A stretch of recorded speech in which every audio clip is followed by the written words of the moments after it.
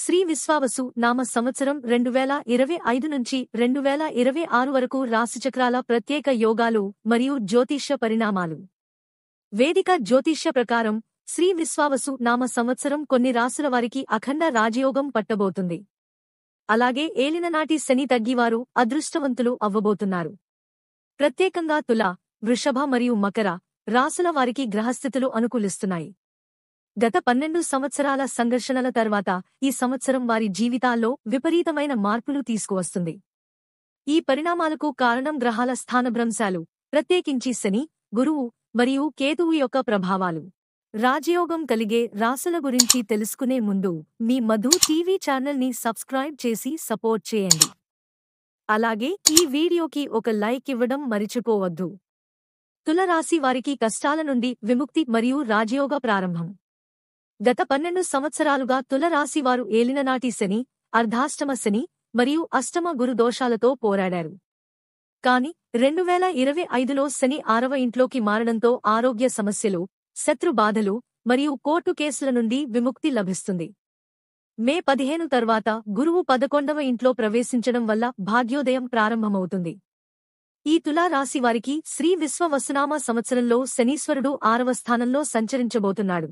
అంటే అనారోగ్య సమస్యలన్నీ కూడా సంపూర్ణంగా తొలగిపోతాయి, శత్రు బాధలు తొలగిపోతాయి. ఈ స్థానం పూర్వజన్మ పుణ్యఫలాలను ప్రసాదిస్తుంది. అందుకే ధనలాభం, వ్యాపార విజయాలు మరియు సామాజిక ప్రతిష్ట పెరుగుతాయి. అదనంగా కేతుగ్రహం 11వ ఇంట్లో సంచరించడం వల్ల తీర్థయాత్రలు మరియు ఆధ్యాత్మిక ప్రగతికి అవకాశాలు ఏర్పడతాయి. అదేవిధంగా తులారాశి వారికి ఇంకొక గొప్ప అదృష్టం ఏంటంటే గురుబలం అధికంగా ఉండబోతుంది. భాగ్యస్థానంలో గురువు సంచరించబోతున్నాడు. అంటే మే 15 తరువాత గురువు భాగ్యస్థానంలో సంచరిస్తాడు కాబట్టి మీకు తిరుగుండదు. భాగ్యస్థానంలో గురువు ఉంటే పూర్వజన్మలో చేసుకున్నటువంటి పుణ్య ఫలితం అంతా కూడా ఇప్పుడు అనుభవిస్తారు. అంటే విపరీతంగా ధన లాభం కలగబోతుంది. శ్రీ విశ్వాసనామ సంవత్సరంలో ఈ తులారాశి వారికి దేవగురువు అయినటువంటి బృహస్పతి, పాపగ్రహమైనటువంటి శనీశ్వరుడు, అదేవిధంగా పాపగ్రహమైనటువంటి కేతువు అనుగ్రహించబోతున్నారు. ఇక వీరు ఏ పని ప్రారంభించినా ఆ పనిలో విజయం వీరిదే. అఖండ రాజయోగం పట్టబోతుందని చెప్పవచ్చు. వృషభ రాశి వారికి ఆర్థిక మరియు వృత్తిపర విజయాల సంవత్సరం.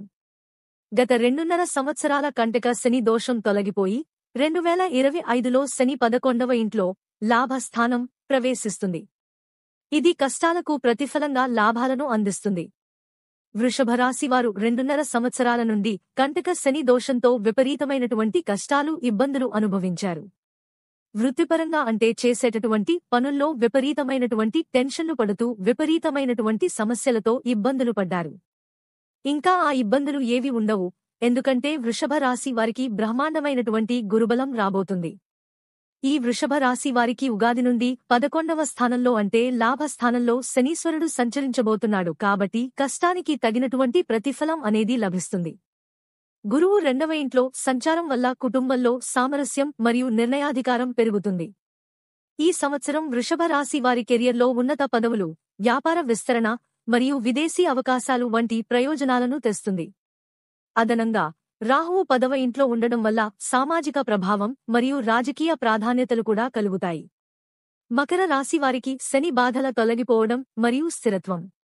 మకర రాశివారికి కూడా ఈ విశ్వావసునామ సంవత్సరం చాలా అద్భుతంగా ఉండబోతుంది. ఎందుకంటే ఈ మకర రాశివారికి రాహుకేతువుల బలం అనేది లేకపోయినా కూడా 7.5 సంవత్సరాల నుండి శనీశ్వరుడు విపరీతంగా బాధలు పెడుతూ వస్తున్నాడు. 8 సంవత్సరాల పాటు ఏలిననాటి శని బాధను అనుభవించిన మకర రాశివారికి ఈ సంవత్సరం శని 3వ స్థానంలో బలహీనమవుతాడు.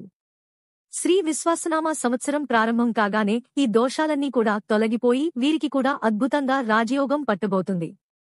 3వ స్థానంలో శని బలహీనంగా ఉంటాడు కాబట్టి మీ కష్టానికి తగినటువంటి ఫలితం తప్పకుండా లభిస్తుంది. ఇది వారి ఆరోగ్యం మరియు కుటుంబ జీవితంలో సుఖశాంతులను తెస్తుంది.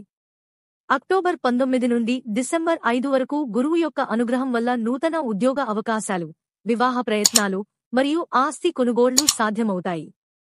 ఈ కాలంలో ప్రారంభించిన ప్రతి పని దీర్ఘకాలిక లాభాలను అందిస్తుంది.